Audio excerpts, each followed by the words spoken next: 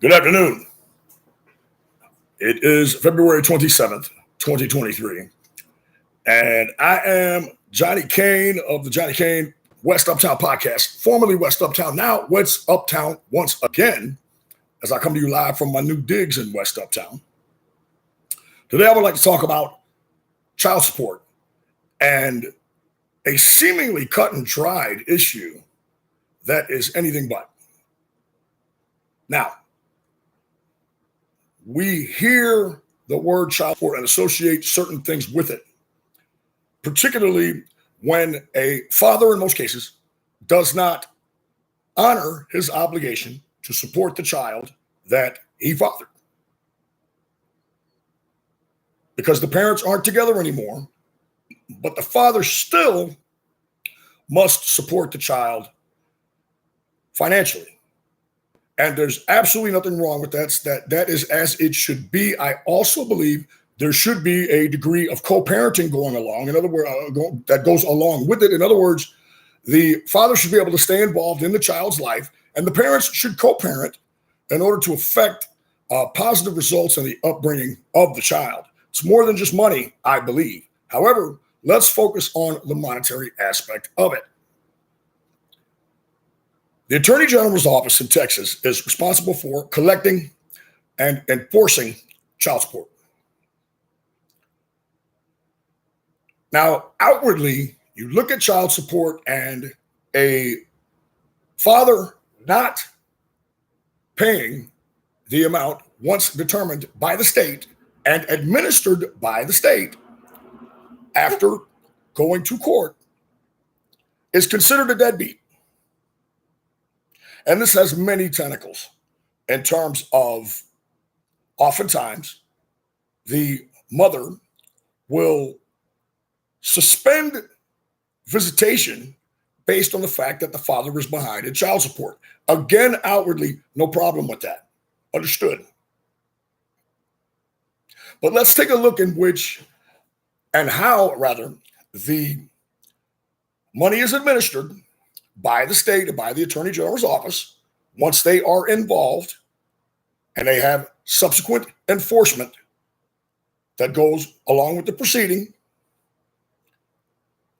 The Attorney General's office will have the defendant, most times the father, send the child support to them as opposed to directly to the plaintiff, the mother in most cases,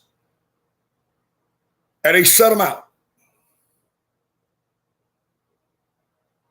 One would say, fair enough.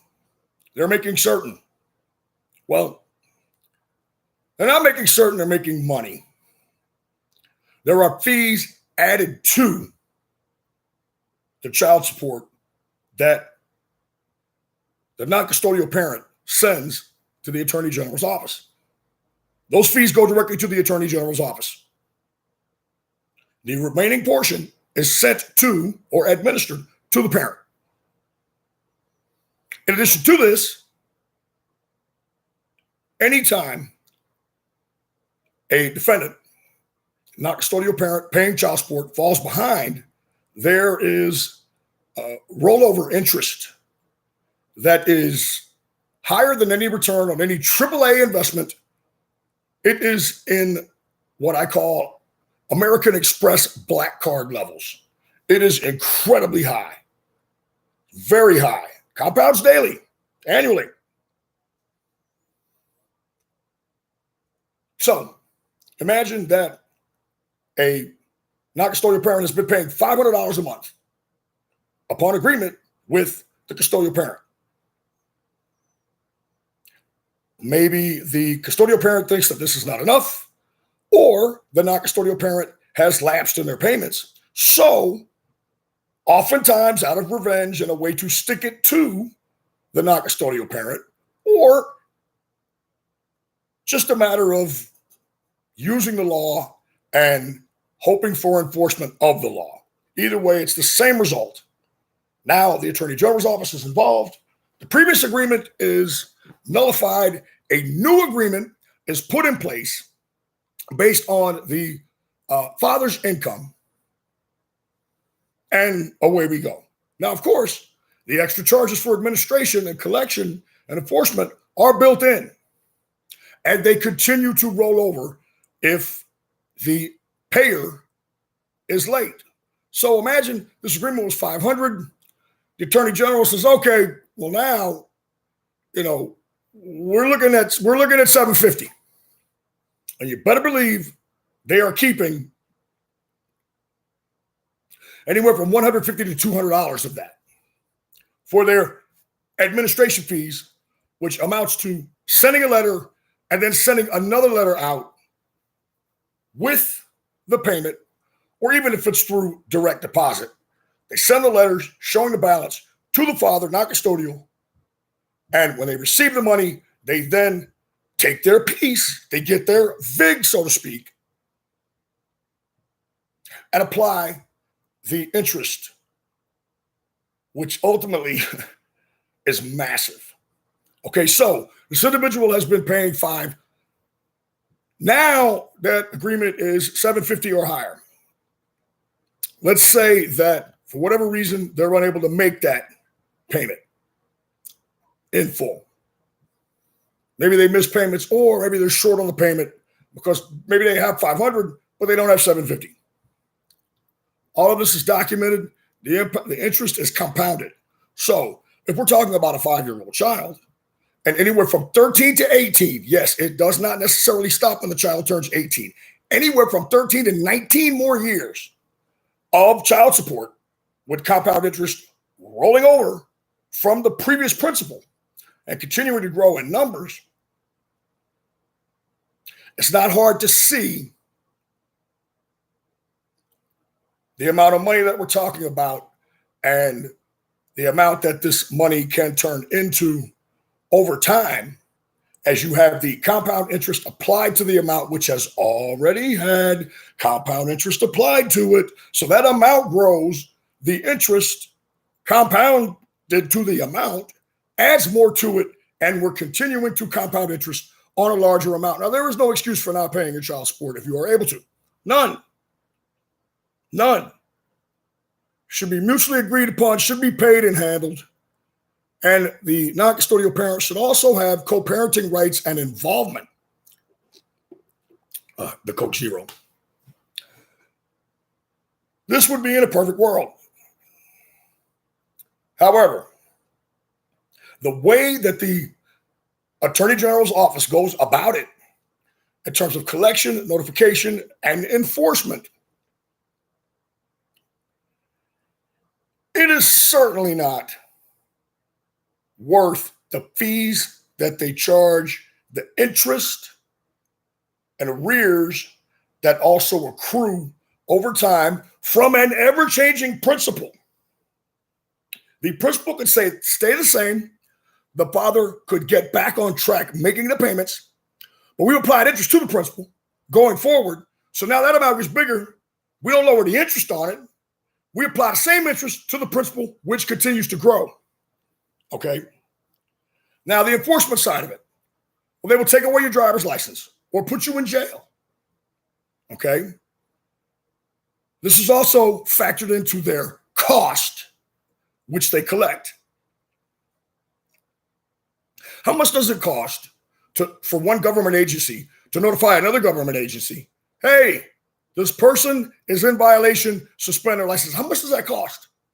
What is that process? An email, a letter? How much does that cost? Certainly not the amounts that they charge in terms of their handling fees and their arrears, compounded by interest, which, as we already stated, is from a principle which continues to grow.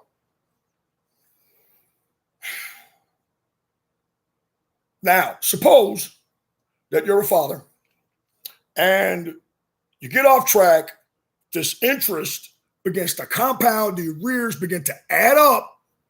The amount is so much more than it was, more than you could imagine, and continues to grow. And even if you have the wherewithal, as many just kind of throw up their hands and, I don't know what's going to happen. And then out of shame, they don't pursue any rights to see their child. The In many cases, the mother tells the child, your father hasn't paid. You can't see him. He's got to pay, in addition to whatever other skullduggery or backlash or negativity they want to apply to the father who is not there. The child is there. The child has to live with the mother. What do you think the child is going to do? Vigorously defend their father? Constantly? Knowing that they have to, this is where they have to live. They get sustenance here, I got to live here. Or will they quietly go along with it and not say anything knowing that? Or will they believe the criticism levied to be absolutely 100% true, therefore creating an undertone of negativity towards their father? All three happen, but it's mostly the last two. Now, again, keep in mind that every court decision made in regards to child support collection and enforcement and the rendering of a set amount, that amount being decided on, all of it is done behind the guise of what? Best interest of the child. Best interest of the child. When these things go wrong, when non-custodial parents are paying thousands, tens of thousands of dollars in interest and arrears, bad feelings are fostered. When the non-custodial parent is excluded from the child's life behind non-payment, again, this goes directly against the idea of co-parenting. So in this case, best interest of the child is hurt behind this. I don't care what you say. I've seen instances in the media and with a friend of mine where it was determined that the man was not the father, but had been providing care up until that point. And so what did the judge rule in all of these cases? Best interest of the child, you need to keep paying. Best interest of the child. It's a shield to hide behind. Best interest of the child. Best interest of the child. Best interest of the child.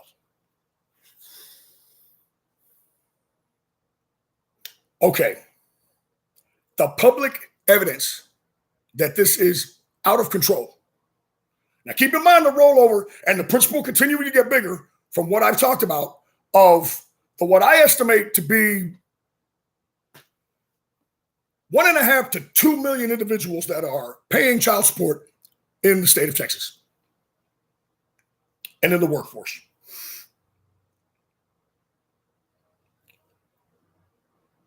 The public evidence is this. A few years back, the Attorney General of Texas, Ken Paxton, asked for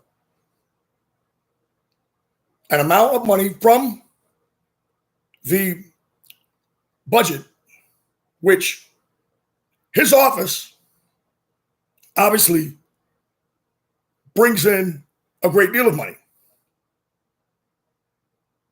He asked for $63 million to hire outside attorneys to sue Google. He did not even think twice about it, didn't bat an eye. And then somebody said, hang on a second, man, that's $63 million. And he didn't think twice about it. 63 million, what's the big deal? You want to know why he didn't think twice about it? Because they have open spigots of cash in that office based on their arrears and admin fees for what? So you got a few letters notifying another office that this individual is no longer eligible to have a driver's license? 63 million, boy, that's a lot of money. My estimates are on handling charges, the arrears, interest, and interest owed from fathers previously in the system. Okay, as new ones pop up all the time. The ones previously in the system are having that interest applied to their amount, which they might not owe any more on the amount, but the interest applied to the amount plus the new interest causes the knob, the volume knob on that calibration to only go one way, and that is up. That's up. Even if the individual has the wherewithal to say, hey, look, wait, I'm behind. Let's work out a payment plan here. Okay, sure. Sure, they'll work out a payment plan with you. Arrears and interest will continue as if you did not pay, unless you pay and lower the amount, but they'll still continue anyway unless it's the full amount. $63 million he asked for and did not blink an eye. Why? What's the big deal? Well, let's say our budget was, let's say we had a company, our budget was $1,000, you asked for $63. Wouldn't be that huge of a deal.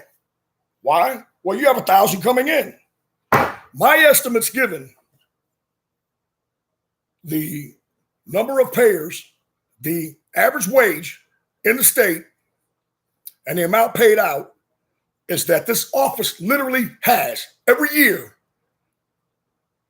its hands on a spigot shooting out about $1 billion in cash. Literally. Monies that they almost certainly will collect, given the very heavy-handed nature of their enforcement. And it seems outlandish. Well, why arrest a guy and put him in jail? Then he can't work. Well, at some point, you've got to draw the line, and I understand that. And it is a criminal offense. I get that. But everything leading up to that, okay, in terms of cash outlay, the cash outlay is for the office. The handling charges are for the AG's office. This is why Paxton did not blink an eye when he asked for $63 million. $63 million, what's the big deal? We got these sons of bitches on the hook for $1 billion. Okay? And growing exponentially. And if they do not pay, they are deadbeats. And we will stand behind the quote unquote what's best for the children. Now I've illustrated to you the ways that this divides parents and does not in any way, shape, or form foster an environment of co-parenting at all. Simple human understanding, you would think, would allow one parent to understand that the parent paying maybe does not make as much money as they used to. They may even be out of work. So, because they can't handle the monetary aspect of it, right? Well, we got to shut them out of the rest of the other aspects of it too. Whether it's a man teaching a daughter about life or teaching his son how to throw a football, whatever it may be. No, that's gone too. We double up on what we take away from the child out of spite for the father. Now, again, non-payment is wrong. If it is your obligation, it is your obligation. But even more wrong than that are the fees associated with the handling, the interest generated from the arrears that go directly to the AG's office. That's what's wrong.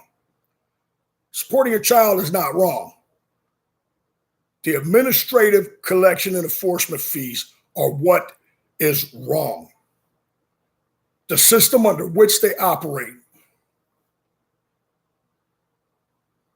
The interest levied upon an amount that continues to grow. The interest rate is exorbitant. No one says anything about that, except the affected. But the affected are usually men, and we all know. Nobody cares about men. Fuck your feelings. Deal with it. Fine. I knew that shit going in. Okay? Fine. No problem. I understand.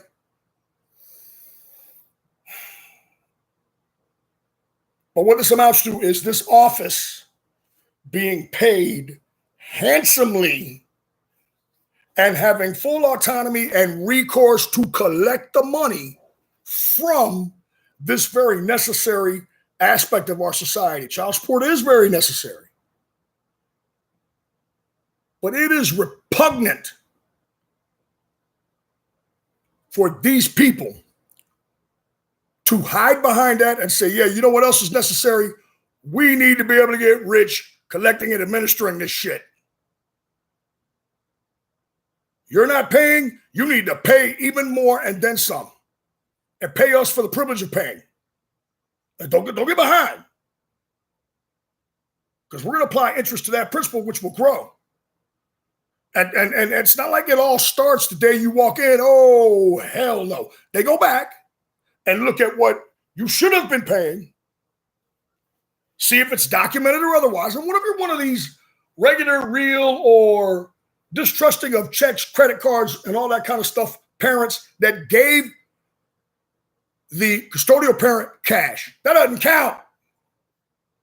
The only time in the world, the history of the world, that, cash, man, that's not real. Nope. Those are considered gifts. It's a gift. Can't verify it. Now,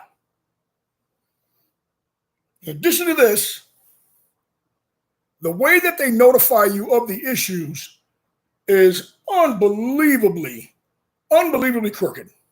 They wait to let you know that you owe, thereby allowing interest to accrue.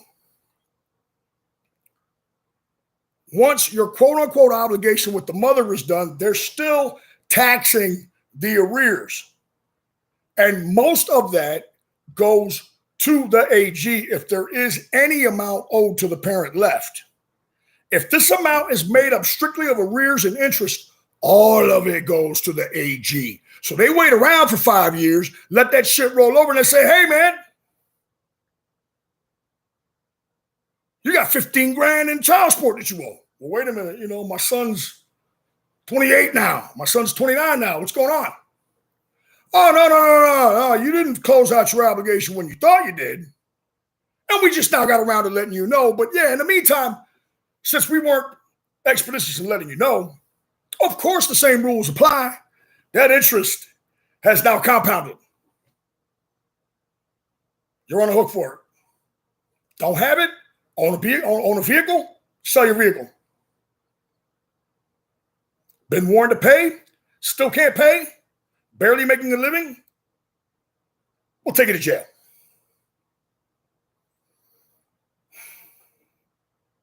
Again,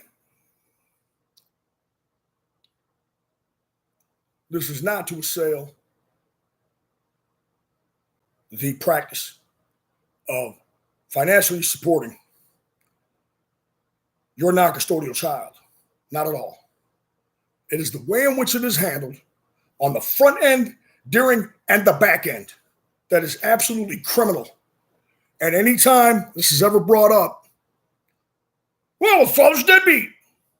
That's what he deserves.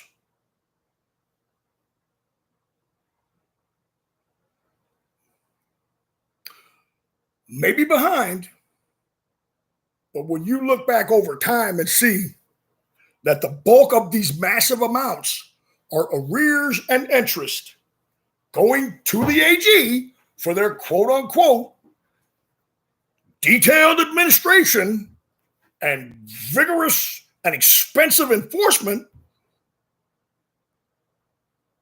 of child support laws, you see, it's ridiculous.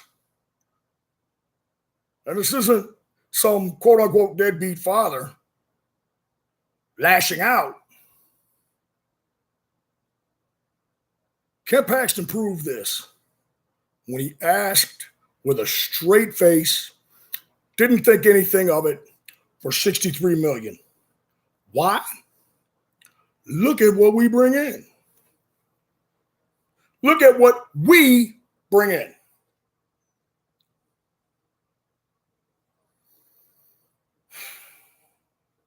And who suffers?